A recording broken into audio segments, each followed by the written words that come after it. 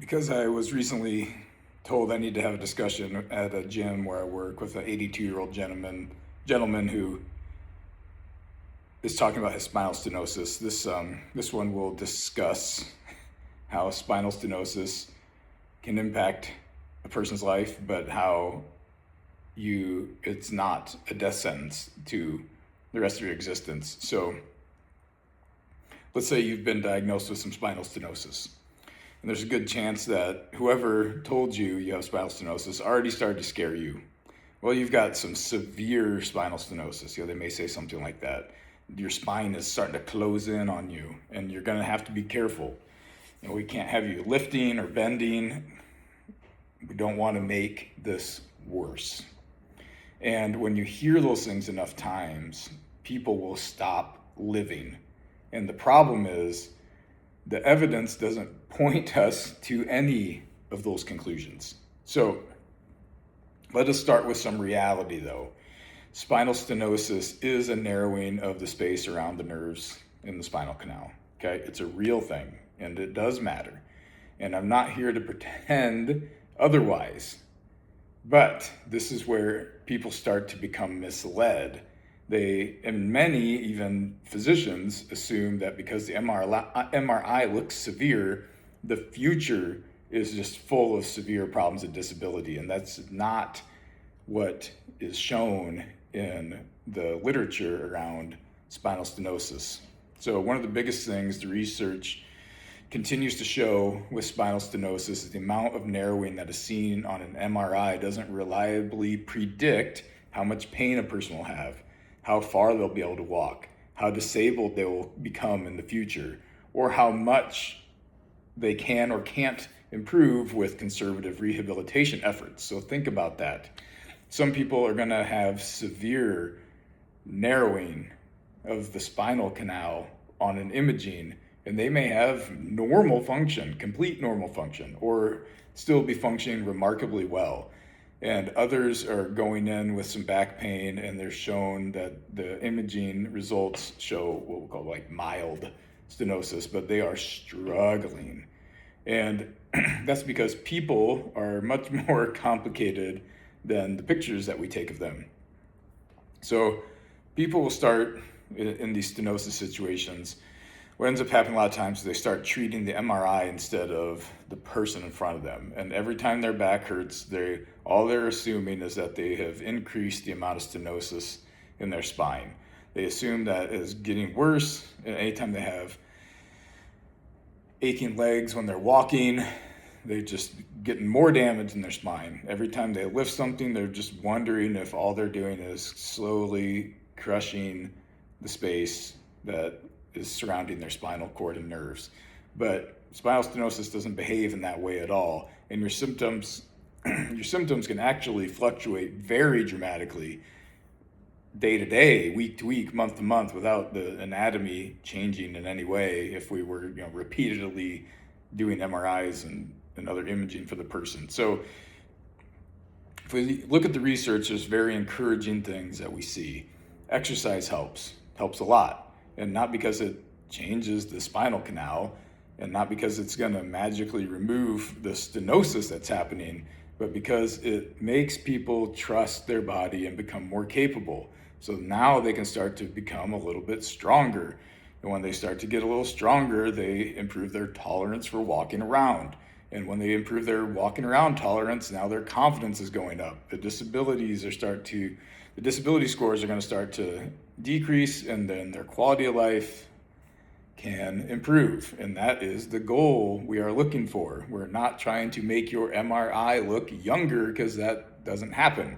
I am trying to make you live a better life given the circumstances that we are presented with. And this is going to surprise a lot of people, and it surprised a lot of people in the research, but they were finding that people with severe stenosis on imaging improved with exercise-based rehabilitation programs just as much as every other person in the study that had much milder stenosis on imaging. So read that again. The people with the most severe stenosis had the same levels of improvements is the people with mild stenosis on these exercise-based rehabilitation programs.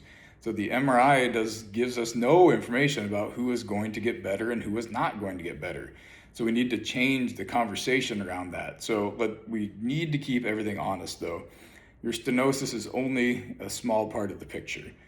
There are a lot of other things that seem to matter when they are going through these research projects. People's baseline levels of strength, people's baseline levels of fitness, their body weight and composition, their sleep habits and their sleep time, their diabetes if they have it and how well they're controlling it, their cardiovascular health, their overall cardiovascular health and conditioning, their levels of stress in their life, how much confidence they have that they can continue to do the things that they want to do or that they will be able to get back to things they enjoy, their current activity levels. These things all influence their ability to recover a lot. So everything that I just mentioned could be a potential roadblock in this person's capacity to rebuild their life. But that is good news because all of those things are 100% modifiable and in control of the patient with some personal responsibility in their care. And that's the rub though. So this is where people in healthcare get a lot of things confused, and many of you may have heard this before. A lot of times in healthcare, when severe stenosis shows up, they're just trying to fix your MRI. They're gonna go in there and cut it open, right? Open it up. But I'm trying to help you function in spite of the stenosis. And these are different goals. And one may not be possible, but the other one is. So we need to find a starting point. Maybe it's just walking and slowly increasing your walk time every day. Maybe it's getting on a bike. Maybe it's pushing a sled. Maybe it's squatting to a box. Maybe it's simply standing longer than you did last week, okay? Because a lot of people with severe stenosis have a tough time just even standing up. Then we can build from there, slowly, progressively, consistently, and that is how we help people get back to the things that they want. We need to be a little balanced though, because there are surgical procedures in stenosis that may be indicated. When we start to have progressive severe neurological loss, okay? If we're talking like they can't move their feet anymore and they're starting to have atrophy of the lower legs. Severe persistent symptoms despite our conservative care management. These things exist, and I'm not in an anti-surgery video, I'm not in an anti-medicine video, this is an anti-hopelessness video because most people with stenosis are funneled into the hopelessness bucket. So if you have been told you have spinal stenosis, that's fine. And please don't understand my video saying that it doesn't matter if you have spinal stenosis, because it does matter, because it will affect how we're going to approach what we're going to do. But what I don't, but you will never hear me tell somebody that their life is over because they have stenosis, because the research doesn't support that in any way. Your MRI is telling us something about your current anatomy, but it is not telling us anything about what we can make you capable of doing. So do not let the image convince you that your future is already written for you, because your capacities are still trainable.